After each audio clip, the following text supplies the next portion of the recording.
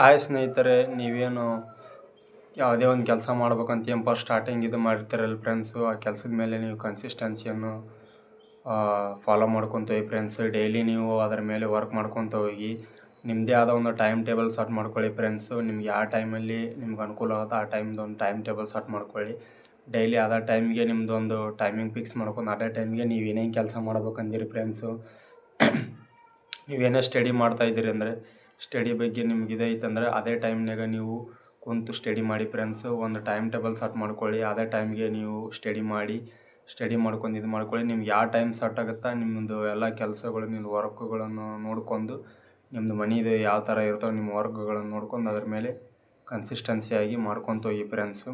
ಅದೇ ರೀತಿ ನೀವು ಕನ್ಸಿಸ್ಟೆನ್ಸಿ ಯಾವ ಥರ ನೀವು ಫಾಲೋ ಮಾಡ್ಕೊತ ಹೋಗ್ತೀರಿ ಫ್ರೆಂಡ್ಸು, ಅದೇ ನಿಮ್ಮದು ಹ್ಯಾಬಿಟ್ ಆಗುತ್ತೆ ಫ್ರೆಂಡ್ಸು. ಡೈಲಿ ಆದಷ್ಟು ನೀವು ನಿಮ್ದು ಯಾವ ಟೈಮಿಗೆ ನೀವು ಓದ್ತಾ ಇರ್ತೀರಿ ಆ ಟೈಮಿಗೆ ಒಂದು ಟೈಮ್ ಟೇಬಲ್ ಸೆಟ್ ಮಾಡ್ಕೊಳ್ಳಿ ಫ್ರೆಂಡ್ಸ್. ಅದೇ ಟೈಮ್ಗೆ ಕಂಟಿನ್ಯೂ ಓದ್ಕೊತ ಹೋಗಿ ಅದೇ ಟೈಮಿಗೆ ಕಂಟಿನ್ಯೂ ನೀವು ಓದ್ಕೊತ ಕಂಟಿನ್ಯೂ ಸ್ಟಡಿ ಮಾಡ್ಕೊತ ಹೋಗಿ ಫ್ರೆಂಡ್ಸು.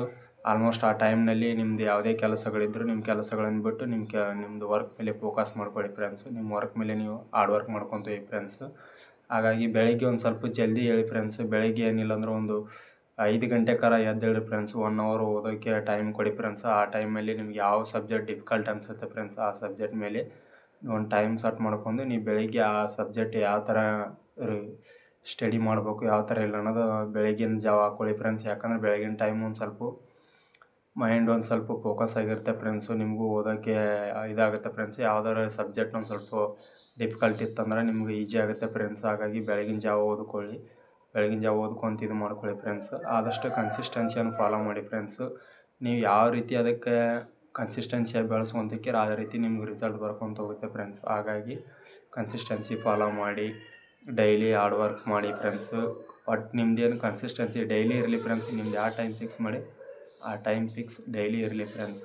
ಡೈಲಿ ಅದರ ಮೇಲೇ ನಿಮ್ದು ವರ್ಕ್ ಇರಲಿ. ದಿನ ನಿಮ್ಗೆ ಎಷ್ಟು ಅವರ್ ಒಂದು 5 ಅವರ್ ಆದರೆ 5 ಅವರು 5 ಅವರ್ ಆದರೆ 5 ಅವರು ನಿಮ್ಗೆ ಎಷ್ಟು ಅವರ್ ಆಗುತ್ತೆ ಫ್ರೆಂಡ್ಸ್ ಅಷ್ಟು ಅವರ್ ನೀವು ಕನ್ಸಿಸ್ಟೆನ್ಸಿಯಾಗಿ ವರ್ಕ್ ಮಾಡ್ಕೊತ ಹೋಗಿ ಫ್ರೆಂಡ್ಸ್. ಅದರಿಂದಲ್ಲ ನಾಳೆ ನಿಮ್ಗೆ ರಿಸಲ್ಟ್ ಸಿಗುತ್ತೆ ಫ್ರೆಂಡ್ಸ್. ಹಾಗಾಗಿ ನಿಮ್ಮ ಟೈಮನ್ನು ವ್ಯರ್ಥ ಮಾಡಬೇಡಿ ಫ್ರೆಂಡ್ಸ್. ಸಮಯವನ್ನು ಹಾಳು ಮಾಡಬೇಡಿ. ಇವತ್ತೊಂದು ದಿನ ನೀವು ಕಳೆದ್ರಿ ಅಂದ್ರೆ ಆ ದಿನ ಒಳ್ಳೆ ನಾಳೆ ಸಿಗೋಂಗಿಲ್ಲ ಫ್ರೆಂಡ್ಸ್ ನಿಮಗೆ. ಹಾಗಾಗಿ ಸಮಯ ಅನ್ನೋದು ಭಾಳ ಮಹತ್ವ ಇದೆ. ಹಾಗಾಗಿ ಸಮಯಕ್ಕೆ ಭಾಳ ಮಹತ್ವ ಕೊಡಿ. ಸಮಯವನ್ನು ನೀವು ಯಾವ ರೀತಿ ಯೂಸ್ ಮಾಡ್ಕೊತೀರಿ ಮುಂದೆ ನಿಮ್ಮನ್ನು ಆ ಸಮಯವೇ ನಿಮ್ಮನ್ನು ನಿರ್ಧಾರ ಮಾಡುತ್ತೆ ಫ್ರೆಂಡ್ಸ್. ನೀವು ಯಾವ ಥರ ಇದನ್ನು ನೀವು ಯುಟಿಲೈಸ್ ಮಾಡ್ಕೊತೀರಿ ಯಾವುದೇ ರೀತಿ ಫಾಲೋ ಅಪ್ ಮಾಡ್ಕೊಂಡು ಯಾವ ರೀತಿ ಯೂಸ್ ಮಾಡ್ಕೊತೀರಿ ಫ್ರೆಂಡ್ಸ್ ಅದೇ ನಿಮಗೆ ಮುಂದೆ ನಿಮ್ಮ ಜೀವನವನ್ನು ರೂಪಿಸುತ್ತೆ ಫ್ರೆಂಡ್ಸ್. ಹಾಗಾಗಿ ಕನ್ಸಿಸ್ಟೆನ್ಸಿ ಫಾಲೋ ಮಾಡಿ ಡೈಲಿ ನಿಮ್ಗೆ ಎಷ್ಟಾಗುತ್ತೆ ಅಷ್ಟು ಓದಿ ಫ್ರೆಂಡ್ಸ್. ನಿಮ್ಮ ಟೈಮನ್ನು ಸೆಟ್ ಮಾಡ್ಕೊಳ್ಳಿ. ನಿಮ್ಗೆ ಎಷ್ಟಾಗುತ್ತೆ ಅಷ್ಟು ಓದಿ. ಆಲ್ಮೋಸ್ಟ್ ಮೈಂಡ್ ಕಾಮಾಗಿ ಇಟ್ಕೊಳ್ಳಿ, ಕೂಲಾಗಿ ಇಟ್ಕೊಳ್ಳಿ. ನಿರಂತರತೆ ಅನ್ನೋದು ಫೋಕಸ್ ಆಗಿರಲಿ ಫ್ರೆಂಡ್ಸ್. ಡೈಲಿ ನಿರಂತರತೆಯನ್ನು ಬೆಳೆಸ್ಕೊಳ್ಳಿ. ನೀವು ಎಷ್ಟು ನಿರಂತರತೆ ಆಗಿರ್ತೀರಿ ಎಷ್ಟು ನೀವು ಕೆಲಸದ ಮೇಲೆ ಫೋಕಸ್ ಮಾಡ್ತೀರಿ ಅದೇ ನಿಮಗೆ ರಿಸಲ್ಟ್ ಕೊಟ್ಕೊತ ಹೋಗುತ್ತೆ ಫ್ರೆಂಡ್ಸ್. ಹಾಗಾಗಿ ಆ ಕೆಲಸದ ಮೇಲೆ ನಿಮಗೆ ಡೈಲಿ ಹ್ಯಾಬಿಟ್ ಬೆಳ್ಕೊತ ಹೋಗುತ್ತೆ ಫ್ರೆಂಡ್ಸ್. ಹಾಗಾಗಿ ಆ ಕೆಲಸದ ಮೇಲೆ ನಿಮಗೂ ಇನ್ನೂ ಆಸಕ್ತಿ ಹುಟ್ಟುತ್ತೆ ಫ್ರೆಂಡ್ಸ್. ಹಾಗಾಗಿ ಮೈಂಡ್ ಯಾವತ್ತಿಗೆ ಕಾಮಾಗಿ ಇಟ್ಕೊಳ್ಳಿ. ತಿನ್ನೋ ಪದಾರ್ಥ ಮೇಲೆ ಒಂದು ಸ್ವಲ್ಪ ಇಡ್ತಾ ಇರಲಿ ಫ್ರೆಂಡ್ಸು. ಹಾಗಾಗಿ ಚಲೋ ಫುಡ್ಡನ್ನು ತಿನ್ನಿ, ಚಲೋ ಆಹಾರವನ್ನು ಇದು ಮಾಡಿ. ಬೆಳಗ್ಗೆ ಒಂದು ಸ್ವಲ್ಪ ಬೇಗ ಏಳಿ ಫ್ರೆಂಡ್ಸು. ಒಂದು ಸ್ವಲ್ಪ ವ್ಯಾಯಾಮ ಮಾಡಿ, ರನ್ನಿಂಗ್ ಮಾಡಿ. ರನ್ನಿಂಗು ಯೋಗ ಮಾಡೋದರಿಂದ ಮೈಂಡ್ ಫ್ರೆಶ್ ಆಗುತ್ತೆ ಫ್ರೆಂಡ್ಸು.